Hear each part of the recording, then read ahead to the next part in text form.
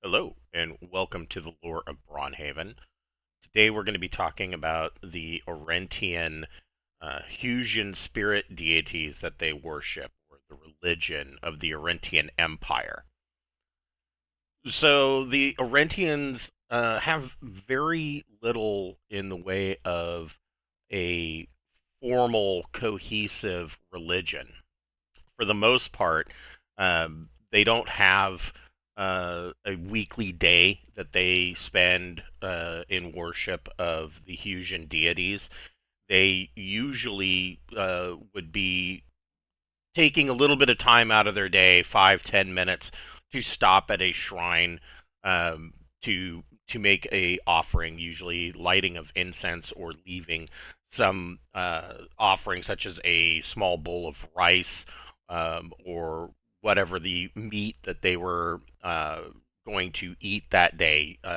Shellfish are very popular, chicken, just some small amount that they either had caught and killed themselves or that they purchased from one of the markets in the abundantly thriving cities. That's not to say that they don't have major temples, and every city does have multiple major temples to all of the deities, but uh, tucked away in little alleys and corners of the city, or sometimes even you'll find a shrine of rocks in a small area where you can light candles and incense out in the middle of the wilderness, off the beaten path, where uh, some wayward traveler decided they were going to build a shrine to whatever Husian spirit deity. So they do have a primordial deity that is outside of the normal parameters for the Husian, and that deity would be known as the Jade Queen. She is a primordial goddess, a greater primordial goddess, known as the Heavenly Grandmother, often referred to as Her Highest Majesty, and her true name is Xiang To. And like I said, she falls out of the hierarchy of the Husian spirit deities and is believed by the Orentians to be the highest of all primordial deities. And whether that's true or not is up for debate, but the Orentians truly believe it. They believe that the heavenly grandmother she resides in an area of the celestial palace called the 42 heavens, and that she is the one who formed the known world. And once the known world had been formed, she crafted mortals, all of them, whether they be elf, dwarf, human, gnome, any of them on the known world. She crafted them from the mud that she found on the riverbanks of the known world that she had just created. All of the other Husian spirit deities kind of fall beneath her, and those Husian spirit deities answer to her direct lieutenant, who is Lo Wang. And Lo Wang is known as the Dragon King. He is the dragon god, and he is the god of wells and springs. He has a good chaos disposition, and he is the uh, top at the pinnacle of the Husian spirit deity hierarchy. All those under him answer to him, and he answers directly to the Jade Queen. And so most mortals or Orentians, they believe that the Jade Queen is so high up on the godly hierarchy that she is kind of above them, to the point that she can't really understand their prayers or answer their requests.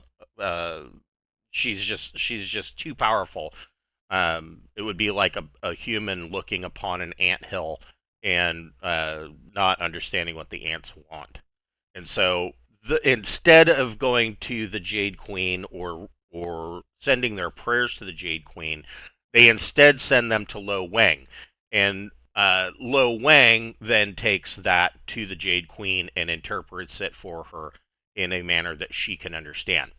He's usually depicted as a immensely sized dragon. He's huge, and his scales are a scintillating rainbow of colors, and he's very, very long. All Orentian dragons are considered more snake-like than the typical dragon that you would see in on the continent of Zandamar or even Tlaxeletl.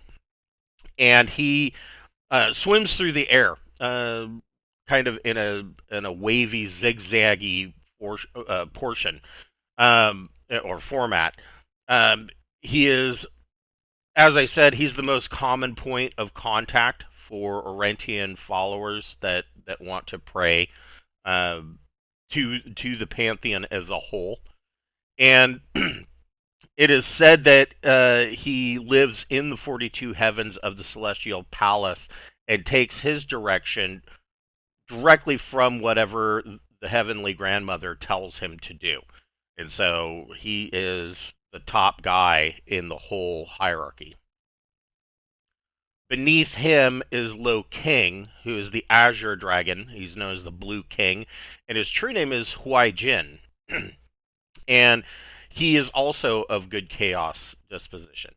And Huai is the direct lieutenant of Lo Wang, and he is charged in bringing some kind of harmony to the known world.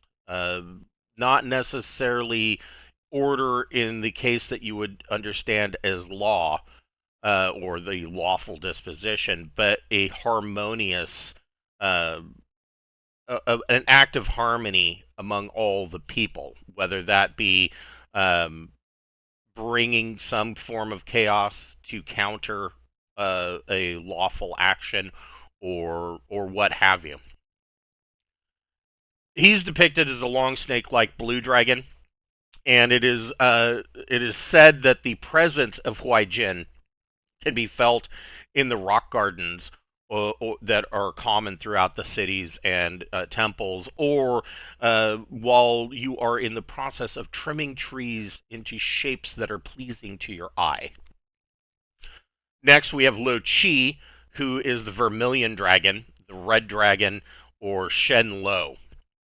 And again, he is good chaos of disposition, and he is considered the great red dragon in Orentian culture, and he's said to be the direct patron of the emperor of the Orentian Empire, and that Lo Chi grants auspices of stately grace and the ability to rule wisely to those in any position of power and leadership. And he works in conjunction with Lo Wang, and so he is invoked to bring rain during the summer months to ensure a good harvest in the fall. And he's more or less depicted as a long snake-like red dragon with a very broad head and a pinkish white pointy beard. Beneath that, we start running into the hierarchy becoming a bit looser in their power. We have Bayak Ho, who is the white tiger, and he is depicted as a long snake-like white dragon, but has a tiger's face. He is also good chaos of disposition, and he's known to be the guardian of the West. He protects the Orentian Empire from the hobgoblin hordes of the kingdom of Ongul, and he's the patron deity of the great wall that runs along the Dunking mountain tops.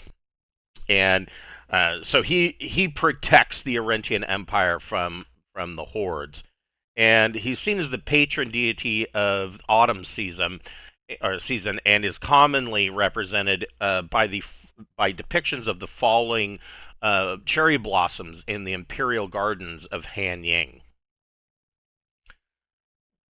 Genbu is the black tortoise. He's known as the mysterious warrior and Zhuawu. He is the spirit charged with guarding the northern empire up along the Frostholm Sea. And he is obviously the patron deity of the winter months, where it is said that he burrows and hibernates during the winter months in the northern regions of the Orentian Empire. He's often depicted as a large black tortoise with a coiled snake on the back of his shell. And it is said that he can take the form of a great dragon turtle that swims in the Frosthelm Sea to protect the northern shores. And this is a poignant description because there have been reports of a dragon turtle in the Frosthelm Sea near northern Orentian Empire. Um, Whether or not that dragon turtle actually is protecting the Orentians, or if that's even Genbu, is left to the imagination. But the Orentians, upon see if there is a sighting of this great dragon turtle, they are jubilant. They believe that Genbu is present. He's often depicted by warriors because of his strength in battle and his enormous amount of endurance. Next, there's Lo Huakong. Uh, he is also known as Ren Feng. He is considered the center of the universe and the yellow dragon. So, knowing that his name is Ren Feng, if you remember from the last episode, we talked about the formation of the Orentian Empire. And Ren Feng was the first dynasty. He was the first emperor of the Orentian Empire, and he's the one who brokered peace treaties with all of the disparate warlords across the eastern seaboard of the Orentian Empire. Um, the Orentians have a much they have a rose-tinted view of Renfang, believing that he was the founding father of the Orentian Empire, and that all the future great dynasties sprang from him. That's not really historically accurate, but that's what they believe.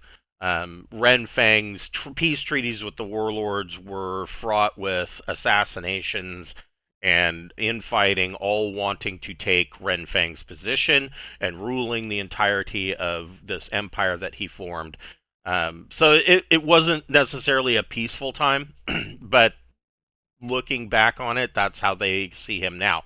And they believe that Ren Feng was the direct progeny of the Jade Queen, and that he united the five kingdoms that raged across the Orentian Empire to form the basis for that empire.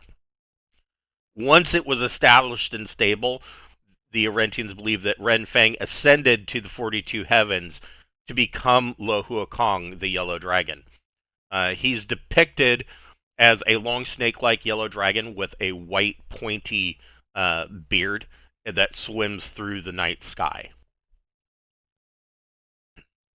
Next, you have Jue Wei, who is not a dragon.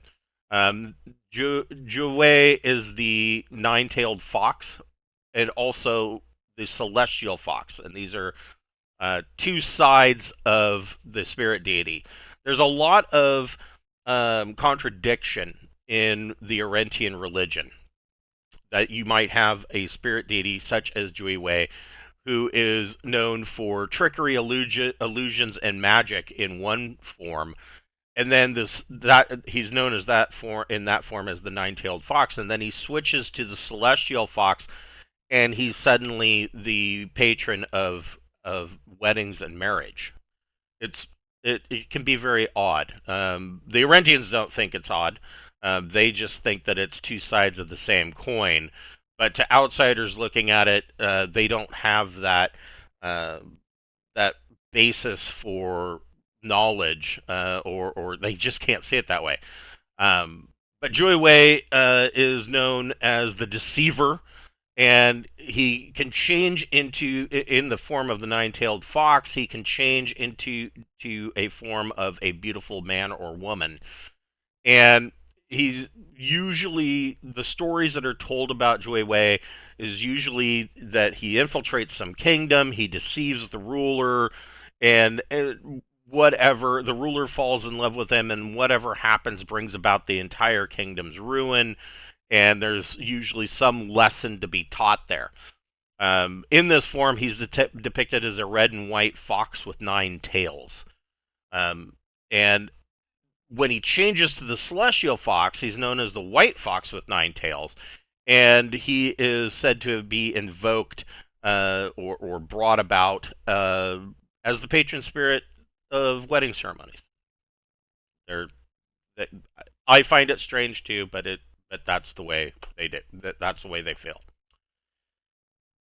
Next, you have Lua Yeka, who is known as the Rakshasa and the Bloodthirsty.